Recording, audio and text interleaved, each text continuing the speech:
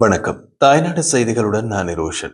கடந்த கால அரசியல் வரலாற்றில் அரசியல் பற்றி எந்த ஒரு புரிந்துணர்வும் இல்லாத இனமாக தமிழ் மக்கள் வாழ்ந்தது மட்டுமல்லாமல், தமிழ் தேசிய கட்சிகளுக்கு கண்ணை மூடிக்கொண்டு வாக்கு செலுத்துகின்ற ஒரு கலாச்சாரம் இருந்திருந்தது. ஆனால் அர்ஜுனாவின் அரசியல் வருகையுடன் தமிழ் தேசிய கட்சிகளின் அரசியலையும் அர்ஜுனாவின் யதார்த்த அரசியலையும் மக்கள் மெதுவாக புரிந்து கொள்ள ஆரம்பித்திருக்கிறார்கள்.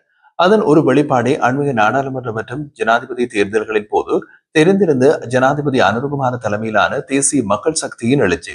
அதன்படி அரசியலை எளிமையான முறையில் மக்களுக்கு புரிய வைக்க வேண்டும் என்று அர்ஜுனா முயற்சிக்கின்றார் என்று நாம் பல காணொலிகளில் மேற்கோள் காட்டியிருந்தோம். இன்று இந்த நாட்டில் அரசியல் இல்லாமல் ஒரு இனமாக வாழ்வதில் எந்த விதமான பிரயோசனம் இல்லை என்பதால் தன்னுடைய நோக்கமே உள்ள மக்களுக்கு அரசியல் தொடர்பான விழிப்புணர்வை ஏற்படுத்துவதுதான் என்கின்றார் அர்ஜுனா. நடைபெற்று முடிந்த ஜனாதிபதி தேர்தலில் அப்போதைய ஜனாதிபதி ரணில் விக்ரமசிங்கே, சஜித் பிரேமதாச மற்றும் அனுருகுமார திசாநாயக்க ஆகியோர் போட்டி போட்டனர். இந்த நிலையில் அப்போது இதில் யாருக்கு அர்ஜுனா ஆதரவை வழங்குவார் என்று பல விவாதங்கள் நடந்து கொண்டிருந்தது. அதன்படி இந்த விடயத்தை விளக்கும் அர்ஜுனா ரணிலுக்கான ஆதரவை முதலிலேயே விலக்கிக் கொண்டதாகவும், சஜித் பிரேமதாசவோ அல்லது ரணில் விக்ரமசிங்கவா அடுத்த ஜனாதிபதி என்று மக்கள் குழம்பியிருந்ததாகவும் தெரிவித்தார். எனினும் சற்று ஒதுங்கியிருந்தாலும் ரணில் விக்ரமசிங்கே மீண்டும் அரசியலுக்கு வருவார் என்று தாம் முன்னதாக ஊகித்து கூறியதை யாரும் நம்பவில்லை. தற்போது ஒரு புது திருப்பு முனையாக ரணில் விக்ரமசிங்கே வருகும் 6ஆம் தேதி தனது தாய் கட்சியான ஐக்கிய தேசிய கட்சிக்குரிய மாநாட்டை கூட்டப் போவதாகவும் அதற்கான அழைப்பு கிடைத்ததாகவும் கூறுகின்றார் அர்ஜுனா எம்பி. ஆனால் அந்த அழைப்பை ஏற்று தான் ஐக்கிய தேசிய கட்சியின் மாநாட்டுக்கு சென்றால் ரணிலுடன் டீலுக்காக சென்றதாக இங்குள்ள கட்சிகள், அதாவது சைக்கிள் சங்கு எல்லாம் குளரும். அதன் அடிப்படையில் அதை யோசித்து முடிவெடுக்க வேண்டும் என்றும் பிறகு பார்த்துக் கொள்ளலாம் என்றும் கிடப்பில் போட்டார் அர்ஜுனா. இது இவ்வாறு இருக்க நேற்று திங்கட்கிழமை ஜனாதிபதி அனுருகுமார திசாநாயக்கவினால் வடக்குக்கான அபிவிருத்தி திட்டங்கள் ஆரம்பித்து வைக்கப்பட்டுள்ளது. முதலாவதாக மயிலிட்டி துறைமுகத்தின் 3ஆம் கட்ட அபிவிருத்தி திட்ட பணிகள் திங்கட்கிழமை காலை ஜனாதிபதி அனுருகுமார திசாநாயக்கவினால் தொடங்கி வைக்கப்பட்டது. இந்த அபிவிருத்திக்காக 300 மில்லியன் ரூபாய் ஒதுக்கீடு செய்யப்பட்டுள்ளதாகவும் தெரிவிக்கப்படுகிறது. இரண்டாவதாக யாழ்ப்பாணத்தில் ஒரு பாஸ்போர்ட் அலுவலகத்தை திறந்து வைத்த ஜனாதிபதிக்கு நன்றி கூறிய அர்ஜுனா, இலங்கையை பொறுத்தவரையில் இது ஒரு நல்ல விடயமாக கருதுகின்றதாகவும் குறிப்பிட்டுள்ளார். மூன்றாவதாக யாழ்ப்பாண நூலகத்திற்கு 100 மில்லியன் வழங்கப்பட்டதாகவும் கூறப்படும் அதே நேரம், முன்னொரு காலத்தில் தாங்கள் நாடாக்கல் வெட்டி திறப்பு விழா செய்ய மாட்டோம் என்று சொன்னவர்கள் இப்பொழுது அதையே இறங்கி செய்கின்ற அளவுக்கு வந்திருக்கிறார்கள் என்றும் கூறினார். ஆனால் என்னதான் வாக்குறுதிகளை கொடுத்தாலும் தேர்தல் காலம் வந்துவிட்டால் சில விடயங்களில் இறங்கித்தான் போக வேண்டும் என்று நாம் ஊகிக்கின்றோம். மூன்றாவதாக மண்டிதீவில் சர்வதேச கிரிக்கெட் விளையாட்டு மைதானத்திற்கான அடிக்கலையும் நாட்டியிருந்தார் அனுருகுமார திசாநாயக்க. தொடர்ந்து வட்டுவாகல் பாலத்திற்கான அடிக்கலை இன்று செவ்வாய்க்கிழமை நாட்டி வைக்க உள்ள ஜனாதிபதி அங்கு உள்ள ஒரு இந்து ஆலயம் ஒன்றில் உரை நிகழ்த்த உள்ளார் என்பதையும் சுட்டிக்காட்டியிருந்தார். இந்த விடயங்கள் அனைத்தும் வடக்கில் வாழ்கின்ற தமிழ் மக்களை பொறுத்தவரையில் ஒரு நல்ல விடயம். ஆனால் இந்த திட்டங்கள் ஏன் இவ்வளவு தடல்புடலாக செய்கின்றார்கள் என்றால் அங்கேதான் பிரச்சனைகள் இருக்கின்றன. அங்கே நீங்கள் விழுந்து விடாமல் இருக்க வேண்டும் என்பதையும் தெளிவுபடுத்துகின்றார் அர்ஜுனா. இவையெல்லாம் எதிர்வரும் மாகாண சபை தேர்தலுக்கான அஸ்திவாரம் என்று கூறும் அர்ஜுனா, மாகாண சபை தேர்தலை மையமாக வைத்து சைக்கிள் சங்கு வீடு வீணை ஆகிய ஒட்டுக்குழுக்கள் சேர்ந்து நிற்பதாகவும் பொய் சொல்கிறார்கள். அதே போல் தெற்கில் உள்ள கட்சிகளும் ஒன்றாக இணைகிறார்கள். தேசிய மக்கள் சக்தி கீழே விழுந்து விட்டது என்று காற்று போய்விட்டது என்றும் கிண்டலாக குறிப்பிடுகிறார். தன்னுடைய அரசியலில் அடுத்த நாடாளுமன்ற தேர்தலில் கத்திக்குளரை தான் நிற்க வேண்டும் என்று இல்லை என்றும் 5 ரூபாய் கூட செலவழிக்காமல் நிற்பதாக உறுதி கூறும் அர்ஜுனா, தான் ஊழலோ களவோ ஏதும் செய்யவில்லை, மக்களுக்காக எப்பொழுதும் நிற்பேன், அதனால் மக்களே என்னை நாடாளுமன்றம் அனுப்புவார்கள் என்றும் தெரிவித்தார்.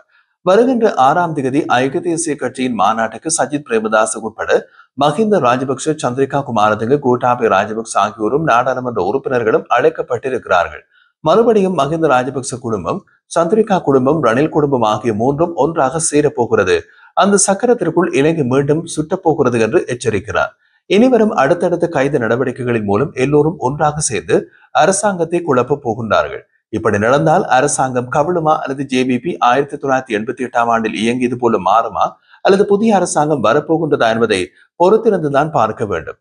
அனுருகுமார ஜனாதிபதி தேர்தலில் வெற்றி பெற வேண்டும் என்பதை தான் விரும்பியதாக தெரிவிக்கும் அர்ஜுனா, ஜனாதிபதியாக வந்தவுடன் தன்னையும் ஒரு எதிர்க்கட்சியாக நினைத்து நடத்துவது வருத்தம் அளிக்கிறது என்று கூறுகிறார். இந்த நாடாளுமன்ற தேர்தலில் இருந்து வெளியேறி மாகாண சபையில் கேட்பதாக இருந்தால் மாகாண சபை முதலமைச்சர் பதவியை தமிழினம் உண்மையாக நிற்கின்ற ஒரு அரசியல்வாதிக்கு தர முடியாது என்றால் அது தமிழினத்தின் சாபம் என்று நினைத்துக் கொண்டு அரசியலில் இருந்து விலகுவதாக குறிப்பிடுகின்றார் அர்ஜுனா. அண்மையில் தான் அரச நிதியை வீண்பிரியம் செய்த குற்றச்சாட்டில் முன்னாள் ஜனாதிபதி ரணில் விக்ரமசிங்கே கைது செய்யப்பட்டு பிணையில் விடுவிக்கப்பட்டிருந்தார். தொடர்ந்து காலிமுகத்திடலில் இடம்பெற்ற போராட்டத்தின் போது போராட்டக்காரர்கள் மீது முன்னெடுக்கப்பட்ட தாக்குதலை தடுக்க தவறியதற்காக அடுத்ததாக இப்பொழுது கோட்டாபய ராஜபக்சவை குற்றப்புலனாய்வு திணைக்களம் விசாரணைக்கு அழைத்திருக்கிறது. லசந்த விக்ரமதுங்க கொலை உட்பட அவர்கள் செய்த குற்றங்களுக்காக கோட்டாபய ராஜபக்சவும் நாமல் ராஜபக்சவும் விரைவில் கைதாகலாம் என்று தனது ஊகத்தை குறிப்பிடுகின்றார். ஜனாதிபதியாகி ஒரு வருட காலமாகியும் அனுர அரசாங்கம் ஒன்றும் செய்யவில்லை என்று நாடாளுமன்றத்திலே அரசியல் புரசலாக கதை அடிபடும் நிலையில் அவசரமாக மாகாண சபை தேர்தலை நடத்தியே ஆக வேண்டும் மற்றும் சர்வதேச அழுத்தங்களுக்கு பதில் சொல்ல முடியாதுள்ளதால் முன்னாள் ஜனாதிபதிகள் மீது சட்ட நடவடிக்கை எடுப்பதை காட்ட வேண்டும் என்ற அடிப்படையில் கோட்டாபய ராஜபக்சவை விசாரணைக்கு அழைத்திருக்கிறார்கள் என்று கூறுகின்றார் அர்ஜுனா எம்பி. கோட்டாபய எப்போது கைது செய்யப்படுவார் என்ற கேள்வி உங்களுக்கு எழலாம். இப்போது விசாரணைக்காக அழைக்கவில்லை, கைது செய்யப்பட்டுள்ளார் என்றே தமக்கு தோன்றுகிறது என்று கூறும் அர்ஜுனா, கோட்டாபயவுக்கு பிணை கிடைக்காத மாதிரியே வழக்குகள் பதிவு செய்யப்படும் என்றும் கூறினார். கோட்டாபயவின் கைதுகள் தடுப்பதற்காக எதிர்க்கட்சிகள் எல்லாம் 6ஆம் தேதி மாநாட்டை நடத்த திட்டமிட்டிருக்கலாம் என்றும் அவர் குறிப்பிடுகின்றார். நடைபெற போகும் மாநாட்டில் முன்னாள் ஜனாதிபதிகள் எல்லோருமே கலந்து கொள்கின்றார்கள். அனுர அரசாங்கம் முன்னாள் ஜனாதிபதிகளை கைது செய்தால் வடக்கில் நல்ல ஆதரவு கிடைக்கும், ஆனால் தெற்கில் ஆதரவு கிடைக்காமல் போக வாய்ப்பு இருப்பதாகவும் அர்ஜுனா தெரிவித்துள்ளார். இப்பொழுது தெற்கில் ஆதரவு குறைந்து கொண்டு போவதால் வடக்கில் மிக நல்ல ஆதரவை பெறுவதற்காகவே இந்த வேலை திட்டங்கள் முன்னெடுக்கப்படுகின்றது. வருகின்ற ஐநாவின் அமர்வுக்கு முன்னர் அரசாங்கத்தை பொறுத்தவரைக்கும் மக்களுக்காக இதை செய்கின்றோம் என்று சர்வதேசத்திற்கு காட்டுவதற்காகவே ஊழல் செய்த முன்னாள் ஜனாதிபதிகளை கைது செய்கின்றார்கள்.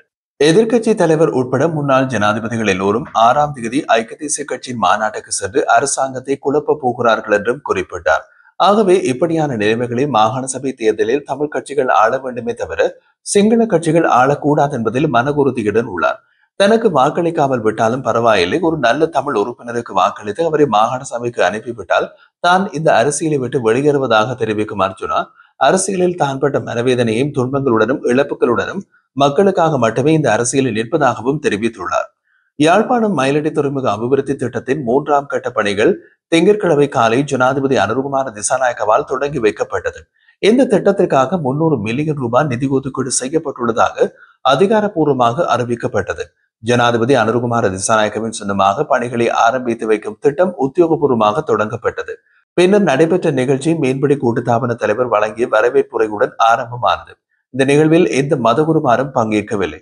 அதிகாரிகளால் முன்னதாக அந்த பகுதி இந்து மதகுருமார்களுக்கும் கிறிஸ்தவ பாதிரியாளர்களுக்கும் அழைப்பிதழ்கள் வழங்கப்பட்டிருந்தது. ஆனால் பின்னர் பௌத்த மதகுரு ஒருவரை அழைத்தால் அது விமர்சனங்களை ஏற்படுத்தும் என்ற அச்சத்தால் எந்த மதகுருவையும் அழைக்க வேண்டாம் என்று அதிகாரிகள் முடிவு செய்ததாக தகவல்கள் வெளியாகி உள்ளது. ஜனாதிபதியின் வருகையின் போது கடுமையான பாதுகாப்பு ஏற்பாடுகள் செய்யப்பட்டிருந்தது.